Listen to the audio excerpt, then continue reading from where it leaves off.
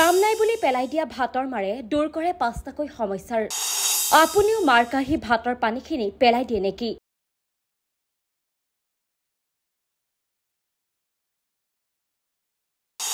যদি পেলাই দিয়ে তেনেহলে এতিয়াৰে পৰা নেপেলাব কিয়নো ভাত সিজোৱা পানীৰ উপকাৰিতাৰ বিষয়ে জানিলে আপুনি আচৰিত হ'ব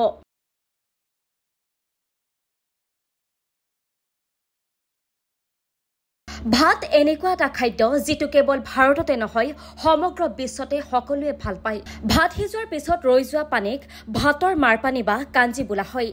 আমি প্ৰায়ে এই পানী পেলাই দিওঁ কিন্তু ভাতৰ মাৰ ছালৰ বাবে প্ৰাকৃতিক ঘৰুৱা ঔষধ বুলি গণ্য কৰা হয় কাৰণ ইয়াত এনিমো এচিড ভিটামিন আৰু মিনাৰেল থাকে এইবোৰে ছালখনক সুৰক্ষা আৰু মেৰামতি কৰে ভাতৰ মাৰৰ আন বহু উপকাৰিতা আছে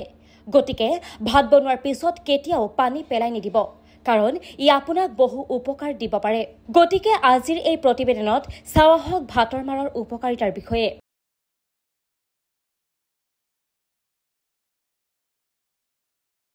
এক হজমৰ বাবে উৎকৃষ্ট ফুড পয়জনিং ডায়েৰিয়া বা বদহজমৰ দৰে পেটৰ সমস্যাৰ ক্ষেত্ৰত ভাতৰ মাৰ খোৱাটো উপকাৰিতা বুলি বিশ্বাস কৰা হয়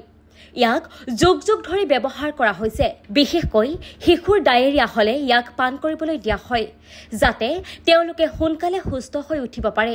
ইয়াৰ উপৰিও ইয়াত ভিটামিন খনিজ পদাৰ্থ আৰু প্ৰিবায়োটিক প্ৰয়োজনীয় সামগ্ৰীও থাকে যিবোৰ আন্তৰিক স্বাস্থ্যৰ বাবে অতিকৈ উপকাৰী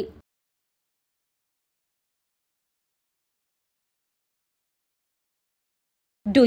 হাইড্ৰেট কৰি ৰাখে গৰমৰ দিনত জলসিঞ্চিত হৈ থকাৰ বাবে এই পানীয়ে আটাইতকৈ ফলপ্ৰসূ উপায় উল্লেখ কৰা মতে ই এক ভাল শক্তি প্ৰদানকাৰী আৰু পুনৰ হাইড্ৰেট তৰল গতিকে বমি আৰু জ্বৰৰ দৰে যিকোনো ধৰণৰ সংক্ৰমণৰ ক্ষেত্ৰত ইয়াক ব্যৱহাৰ কৰিব পাৰি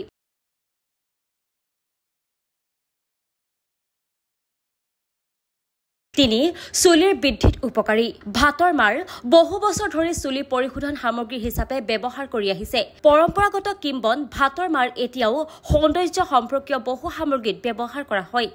ইয়াক ব্যৱহাৰ কৰিলে চুলিৰ বৃদ্ধি উন্নত হয় আৰু চুলিৰ অধিক মসৃণ আৰু চিকচিকিয়া হয় বুলি বিশ্বাস কৰা হয় কেৱল এয়াই নহয় ই চুলিকো মজবুত কৰে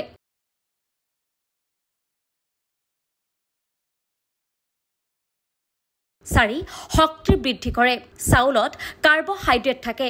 ইয়াৰ ফলত শৰীৰত শক্তিৰ মাত্ৰা বৃদ্ধি পায় আৰু লগতে মেজাজো উন্নত হয় অৰ্থাৎ ইয়াৰ সহায়ত আপোনাৰ শক্তি বৃদ্ধি কৰিব পাৰি কেৱল এয়াই নহয় চকুৰ সমস্যা যেনে পেশীৰ অৱক্ষয় আদিতো ভাতৰ মাৰ উপকাৰী পেশীৰ অৱক্ষয়ৰ সমস্যাই বেছিভাগেই বৃদ্ধ লোকৰ অসুবিধা দিয়ে অৱশ্যে এই বিষয়ে অধিক অধ্যয়ন কৰাৰ প্ৰয়োজন আছে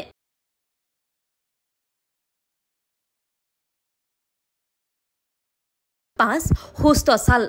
ভাতৰ মাৰ পানীক ছালৰ বাবে আশীৰ্বাদ বুলি গণ্য কৰা হয় ইয়াৰ ব্যৱহাৰে শুকান ছাল মুকলি ছিদ্ৰ আৰু ব্ৰণ আদিৰ পৰা সকাহ দিব পাৰে ইয়াৰ ব্যৱহাৰে এন্টি এজিঙৰ লক্ষণসমূহ হ্ৰাস কৰে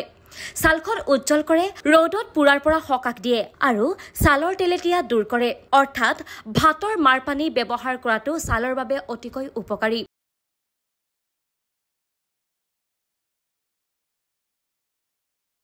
News Desk Report, Times Media 24